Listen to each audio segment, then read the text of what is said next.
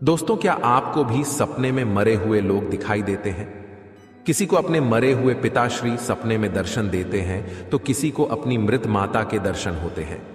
शायद आपने भी सपने में मृत परिजनों को अवश्य देखा होगा, लेकिन सुबह उठने के बाद आप उस सपने को दुर्लक्ष्य कर देते हैं। क्या अपने मन में कभी ऐसा विचार आया कि आपको ऐसा सपना क्यों दिखाई दिया? इस सपने का अर्थ क्या हो सकता है? लेकिन दोस्तों, क्या आप जानते हैं, सपने में मरे हुए परिजन दिखाई देने पर हमें महत्वपूर्ण संकेत भी मिलते हैं। सपने में मृत परिजन दिखाई देना कोई आम बात नहीं है। इसके पीछे गहरा रहस्य छिपा हुआ है, जिनका वर्णन हमारे पुराणों में किया गया है। आज हम आपको उन्हीं महत्वपूर्ण संकेतों के विषय में बताने जा रहे हैं, इसीलिए आप इस वीडियो को पूरा जरूर देखिए, क्योंकि आधा अधूरा ज्ञान घातक हो सकता है। आज की इस प्रस्तुति में हम आपको पितृपक्ष में सबसे अधिक सुनी जाने वाली एक ऐसी महान कथा सुनाने जा रहे हैं। इस कथा के माध्यम से आपको समझ में आ जाएगा कि सपने में मरे हुए लोग देखने का क्या अर्थ होता है। अगर सपने में मरे हुए लोग दिखाई देते हैं तो हमें बहुत ही महत्वपूर्ण संकेत मिलते हैं। दोस्तों, कथा को शुरू करने से पहले आप सभी से रिक्वेस्ट है कि आप इस वीडियो को लाइक जरूर करें और कमेंट में जय श्री कृष्ण अवश्य लिखें। तो चलिए आपको सुनाते हैं वह प्राचीन महान कथा। इस कथा को सुनने मात्र से ही पितरों की कृपा प्राप्त होती है। आइए सुनते हैं वह कथा। दोस्तों, एक बार देवर्षि नारद यमराज से मिलने के लिए यमलोक जाते हैं। यमराज देवर्षि नारद का बड़े प्रेम से आदर एवं सत्कार करते हैं और उन्हें प्रणाम करते हुए पूछने लगते हैं, हे देवर्षि, यमपुरी में आपका स्वागत है। आपके दर्शन से आज मैं धन्य हुआ और आपके चरण पड़ने से यमपुरी की शोभा बढ़ गई है। इस प्रकार से यमराज के द्वारा स्वागत किए जाने पर देवर्षि नारद प्रसन्न होते हैं और यमराज को भी प्रणाम करते हैं और कहते हैं, हे मृत्यु के देवता यमराज, आपको भी मेरा प्रणाम है। आपके आदर सत्कार से हम अत्यंत प्रसन्न हुए। फिर यमराज नारद जी से कहते हैं, हे देवर्षि, आज आपका यमलोक में आने का क्या प्रयोजन है? अवश्य ही कोई महत्वपूर्ण कार्य अथवा कोई महत्वपूर्ण समाचार लेकर आप आए होंगे, या फिर हमसे कोई भूल तो नहीं हुई है? कृपया बताइए, मैं आपकी क्या सेवा कर सकता हूं? तब देवर्षि नारद कहते हैं, हे धर्मराज, आप तो मृत्यु के तथा न्याय के देवता हैं। आप तीनों लोकों के सभी जीवित और मृत प्राणियों का लेखा जोखा रखते हैं। आपको समस्त चराचरों के भूत और भविष्य का भी ज्ञान है। इसीलिए मैं आपके पास कुछ शंका लेकर आया हूं, जिसे दूर करने की कृपा करें। फिर यमराज कहते हैं, हे देवर्षि, आप सत्य कहते हो। हम तीनों लोकों में निवास करने वाले सभी जीवित और मृत प्राणियों का लेखा जोखा अवश्य रखते हैं, किंतु आपके मन की बात जानना हमारे बस का नहीं है। आप तो तीनों लोकों की खबर रखते हैं। आप भगवान विष्णु के सबसे प्रिय भक्त हैं। आप समस्त शास्त्रों का भी ज्ञान रखते हैं, किंतु अगर आप मुझसे कुछ जानना चाहते हैं तो मैं अवश्य ही आपकी सहायता करूंगा। हे देवर्षि, आपकी जो भी शंका और प्रश्न है आप निसंकोच पूछ सकते हैं। मैं अपने सामर्थ्य के अनुसार उनका जवाब देने का प्रयास अवश्य ही करूंगा। देवर्षि नारद कहते हैं, हे यमराज, मैं पृथ्वी लोक का भ्रमण करके आया हूं। मैंने पिशाच, प्रेत, कूष्मांड, बेताल, चुड़ैल, पिशाचिनी आदि प्रकार की कई विचित्र चीजें देखी हैं जो जंगल में निवास करती है। इसके साथ ही मैंने देखा है ये सभी दुष्ट शक्तियां मनुष्यों को परेशान करती है, उन्हें दुख देती है। इसका क्या कारण है? ये सभी बुरी शक्तियां मनुष्यों को क्यों परेशान करती हैं? तथा मेरे मन में अन्य एक प्रश्न है कि मनुष्य कई बार सपने में अपने पूर्वजों को देखता है, तो इसका क्या अर्थ होता है? सपने में मरे हुए लोग दिखाई देने का क्या मतलब है? इससे मनुष्य को कौन से संकेत मिलते हैं? मैं समस्त मनुष्य जाति के कल्याण के लिए इन प्रश्नों के उत्तर जानने के लिए ही आपके पास आया हूं। नारद जी के प्रश्न सुनकर यमराज कहते हैं, हे देवर्षि, आपने समस्त मानव जाति के कल्याण के लिए उचित ही प्रश्न किए हैं। मैं आपको इन सभी प्रश्नों के उत्तर अवश्य देता हूं, किंतु उससे पहले मैं आपको एक अत्यंत पवित्र कथा सुनाता हूं। इस कथा में आपको सभी प्रश्नों के उत्तर मिल जाएंगे। आप इस कथा को ध्यान से अवश्य सुनें। जो भी मनुष्य इस कथा का श्रवण करता है, मैं उसके 32 अपराध माफ करता हूं। तब नारद जी कहते हैं, हे धर्मराज, आप मुझे वह महान कथा सुनाइए, मैं इसे ध्यान से सुनूंगा। तो दोस्तों, फिर यमराज देवर्षि नारद को यह महान कथा सुनाते हैं। तो चलिए आपको वह कथा सुनाते हैं। आप सभी इस कथा को ध्यान से सुनिए। एक समय की बात है, मध्य देश में एक अत्यंत शोभायमान नगरी थी, जहां पर एक सेठ अपने 4 भाइयों के साथ निवास करता था। उस सेठ का नाम धर्मण था। उसके 4 भाई सुमन, नंदन, विरचन और विभान थे।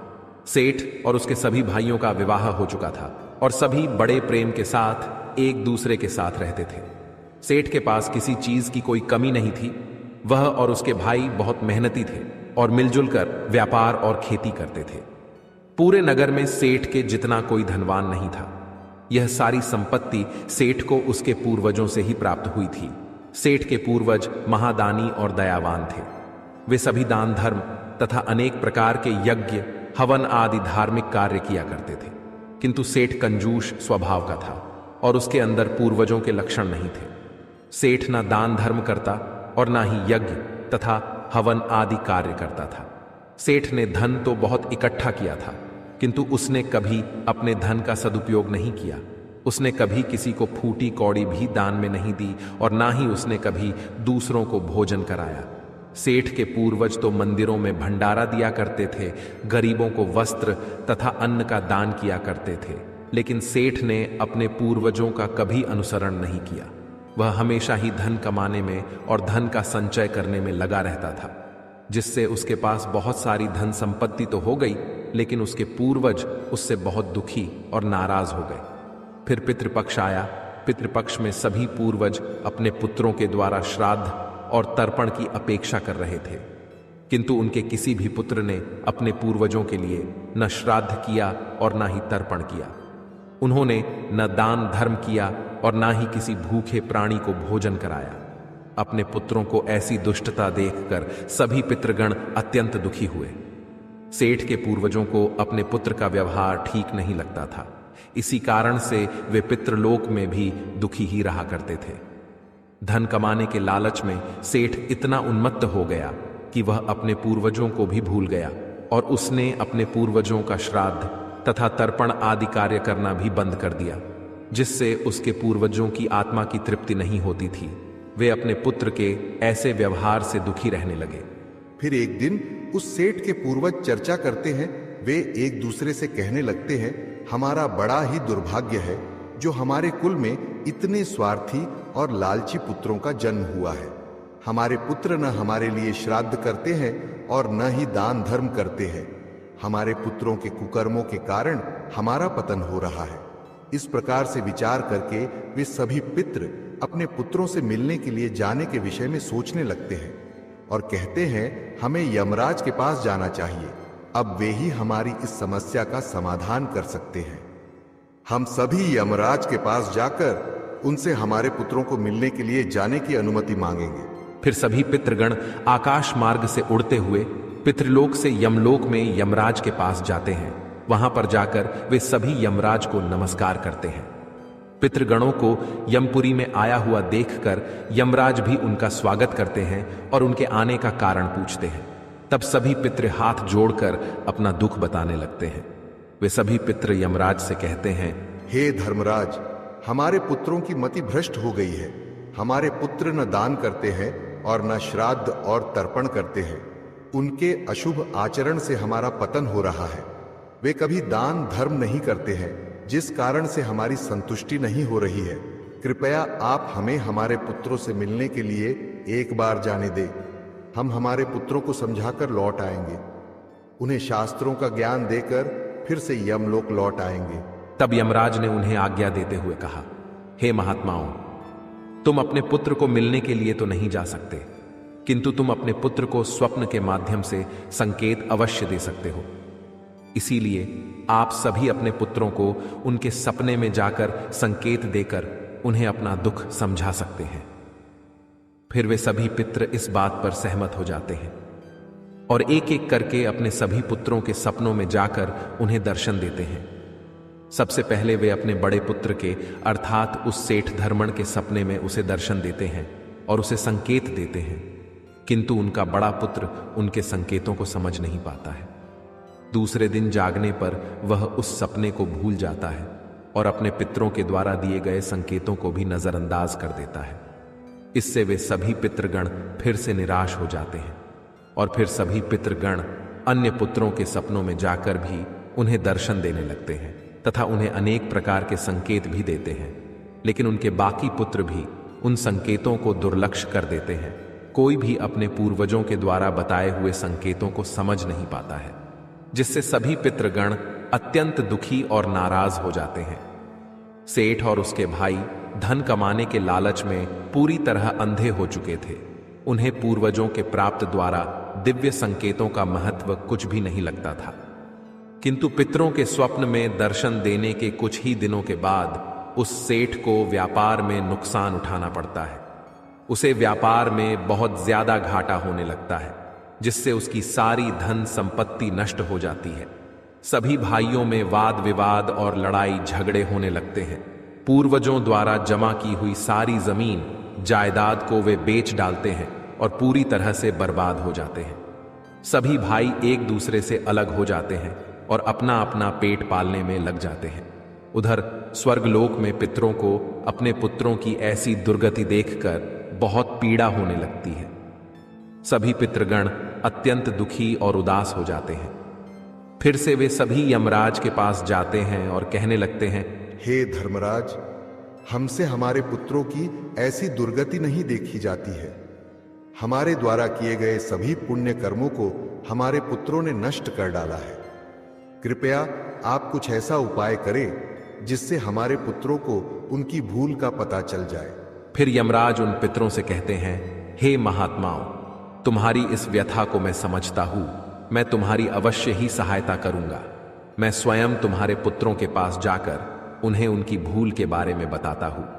फिर दोस्तों, यमराज अपने भैंसे पर सवार होकर पृथ्वी लोक पर आते हैं और उस सेठ के घर की तरफ जाने लगते हैं। जब यमराज सेठ के घर के समीप पहुंच जाते हैं, तभी वे एक साधु का रूप धारण कर लेते हैं। सबसे पहले वे उस सेठ के घर पर जाते हैं तो वह सेठ अत्यंत बीमार पड़ा हुआ होता है।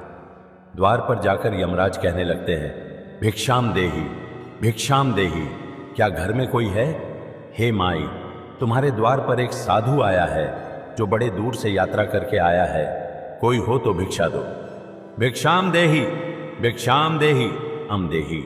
द्वार पर आए साधु को देखकर उस सेठ की पत्नी सुनंदा उनका स्वागत करती है और कहती है, पधारिए हे साधु महाराज, आपका स्वागत है। कहिए मैं आपकी किस प्रकार से सहायता कर सकती हूँ?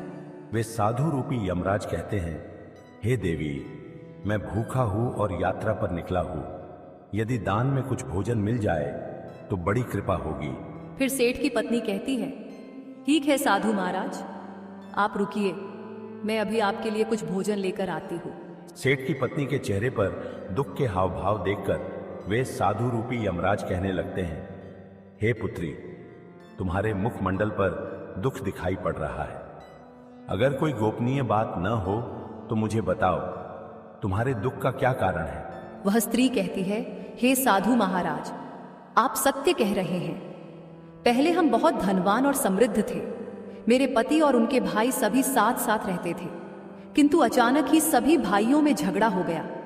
अचानक से हमारा सारा व्यापार डूब गया और हम सभी दरिद्री हो गए हैं। यह किस दोष के कारण हुआ है? कृपया आप हमें बताइए। तब साधु कहता है, हे पुत्री, तुम्हारे घर में पितृ दोष है। उसी कारण से तुम्हारे पति की यह दशा हुई है। तुम्हारे पति के कर्मों के कारण उसके पूर्वज रुष्ट हुए हैं। साधु की बात सुनकर वह सेठ वहां पर आता है और साधु से पूछने लगता है, हे साधु महाराज, कृपया मुझे बताइए, मैंने ऐसा कौन सा पाप किया है जो मेरा सब कुछ बर्बाद हो गया? मेरे भाई भी मुझे छोड़कर चले गए और मैं बीमार पड़ गया। तब वह साधु कहते हैं, हे पुत्र, तुमने अपने पूर्वजों को नाराज किया है। तुम्हारे पूर्वजों ने जो संपत्ति और पुण्य अर्जित किया था उसे तुमने और तुम्हारे भाइयों ने नष्ट कर दिया। इसी कारण से तुम्हारी यह दुर्गति हुई है।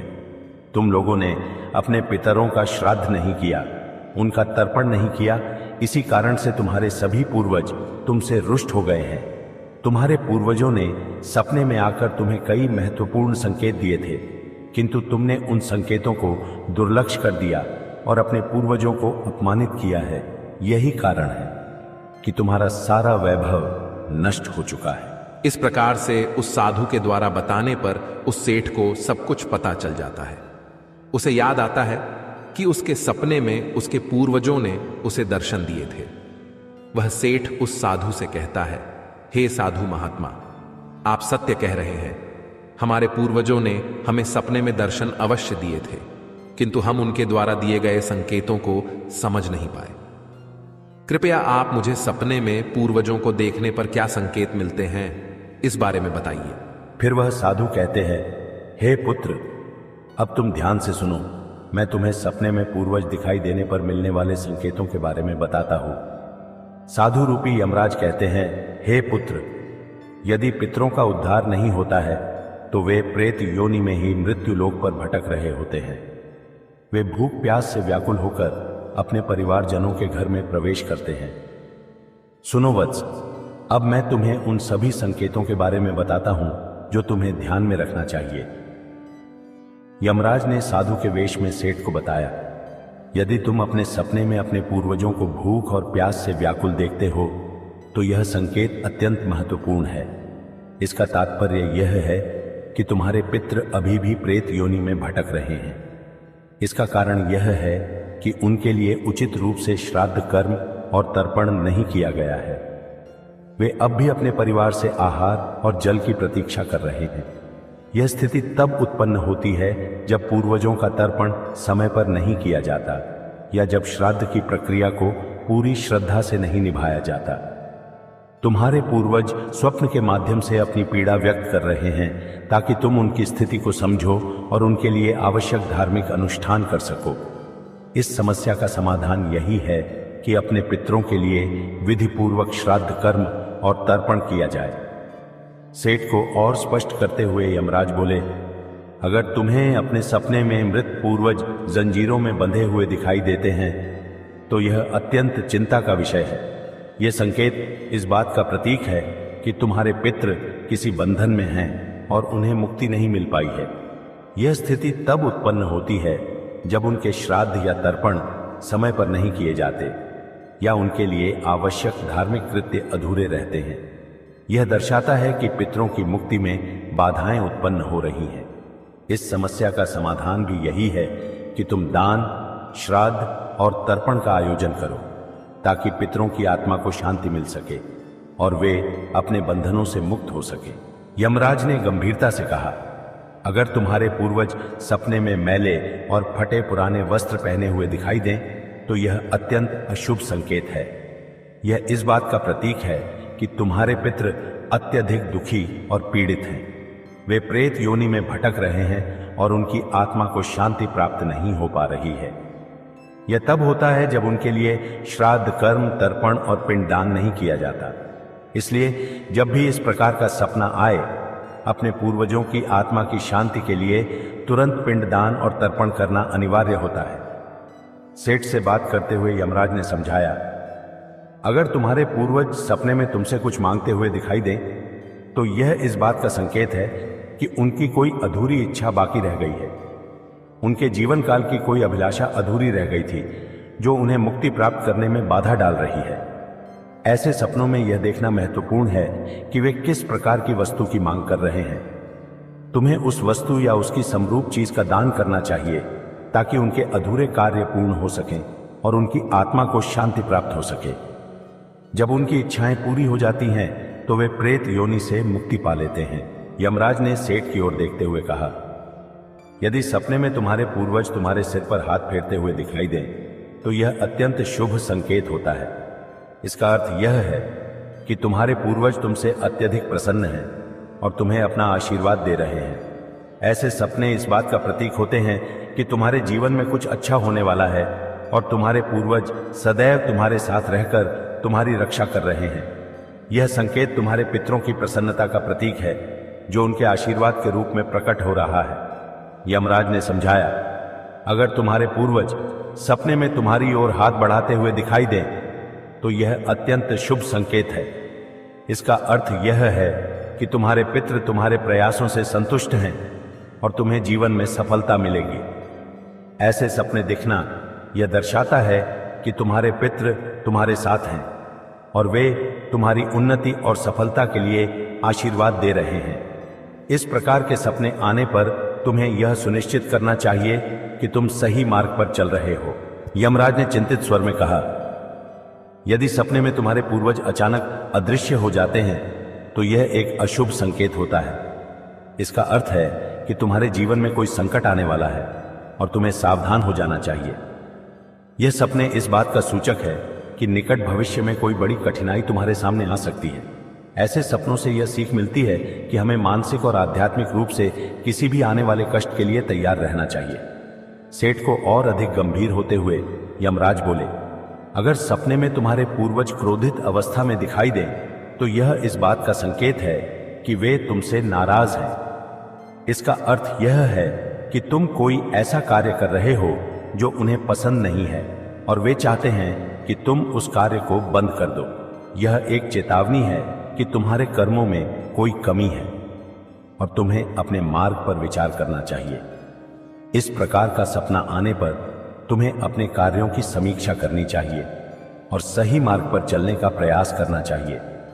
यमराज ने दुख भरे स्वर में कहा, अगर तुम अपने सपने में अपने पूर्वजों को रोते हुए देखो तो यह अत्यंत अशुभ संकेत है। यह इस बात का प्रतीक है कि तुम्हारे जीवन में कोई बड़ा संकट आने वाला है और तुम्हारे पूर्वज उस संकट से बहुत दुखी हैं। ये सपने इस बात की चेतावनी देते हैं कि तुम्हें सतर्क हो जाना चाहिए और ईश्वर की भक्ति में मन लगाना चाहिए ताकि उस संकट से तुम्हारी रक्षा हो सके। यमराज मुस्कुराते हुए बोले, यदि सपने में तुम्हारे पूर्वज स्वस्थ, प्रसन्न और तेजस्वी दिखाई दें तो यह अत्यंत शुभ संकेत है। इसका अर्थ है कि तुम्हारे पितरों को मुक्ति मिल चुकी है और वे तुमसे प्रसन्न हैं। ऐसे सपने इस बात का संकेत होते हैं कि तुम्हारे पितृ तुम्हें आशीर्वाद दे रहे हैं और तुम्हारे जीवन में सुख, शांति और समृद्धि आने वाली है। यह संकेत यह दर्शाता है कि तुम सही मार्ग पर हो और तुम्हारे पूर्वज तुम्हारी प्रगति से संतुष्ट हैं। यमराज ने चेतावनी भरे स्वर में कहा, अगर पितृपक्ष के दौरान तुम्हें सपने में घोड़ा, हाथी, बैल या कोई विकृत मनुष्य दिखाई दे तो यह इस बात का संकेत है कि तुम्हारे पितरों की मुक्ति नहीं हुई है और वे अब भी प्रेत योनि में भटक रहे हैं। यह इस बात का भी संकेत है कि वे तुमसे अत्यंत दुखी हैं। ऐसे संकेत मिलने पर तुम्हें तुरंत पितरों की संतुष्टि के लिए दान और श्राद्ध करना चाहिए ताकि उनकी आत्मा को शांति मिल सके। अंत में यमराज बोले, यदि तुम्हें सपने में कोई जानवर जैसे कुत्ता, बैल, गाय या अन्य पशु मनुष्य की तरह बात करते हुए दिखाई दें तो यह अत्यंत विचलित करने वाला संकेत है। इसका अर्थ यह है कि तुम्हारे पितरों की आत्मा को शांति नहीं मिल रही है। यह इस बात का संकेत है कि तुमने उनके लिए आवश्यक धार्मिक कृत्य अधूरे छोड़े हैं। इस स्थिति में तुम्हें तर्पण, पिंडदान या अन्य धार्मिक अनुष्ठान करके अपने पितरों की आत्मा की शांति के लिए प्रार्थना करनी चाहिए।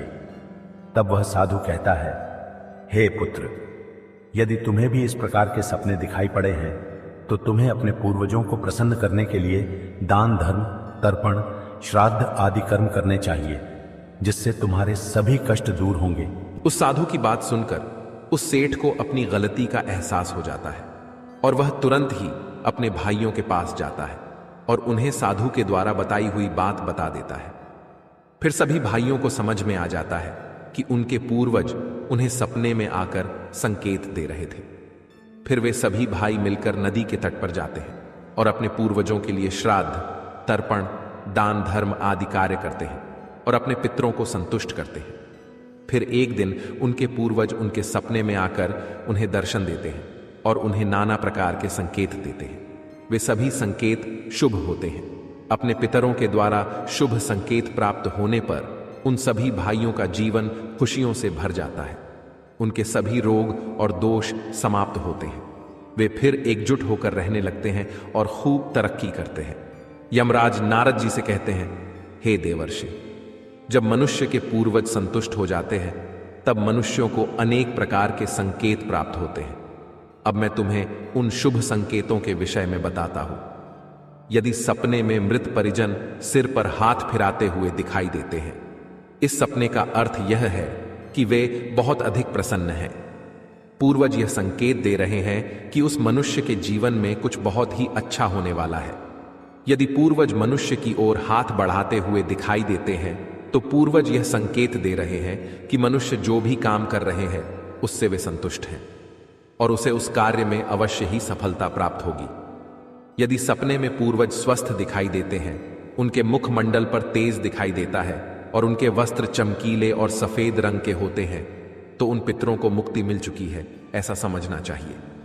अगर सपने में पूर्वज दूर आकाश में बादलों पर बैठे हुए दिखाई देते हैं तो यह शुभ संकेत है। मनुष्य के पूर्वज अत्यंत प्रसन्न हैं और उसे आशीर्वाद दे रहे हैं। इस प्रकार से उन सभी भाइयों को पूर्वजों के द्वारा शुभ संकेत प्राप्त होते हैं और उनका खोया हुआ सारा धन और संपत्ति उन्हें वापस मिल जाते हैं और सभी भाई मिलजुल कर एक साथ रहने लगते हैं और सुखपूर्वक 100 वर्षों तक जीवन व्यतीत करके दिव्य विमानों में बैठकर पितृलोक चले जाते हैं। तो दोस्तों, इस प्रकार से यमराज ने देवर्षि नारद को पितरों के द्वारा मिलने वाले संकेत बताए हैं। आपको यह कथा कैसी लगी कमेंट करके जरूर बताएं। जानकारी अच्छी लगी तो वीडियो को लाइक करें और कमेंट में जय श्री कृष्ण जरूर लिखें। साथ ही चैनल को सब्सक्राइब करें।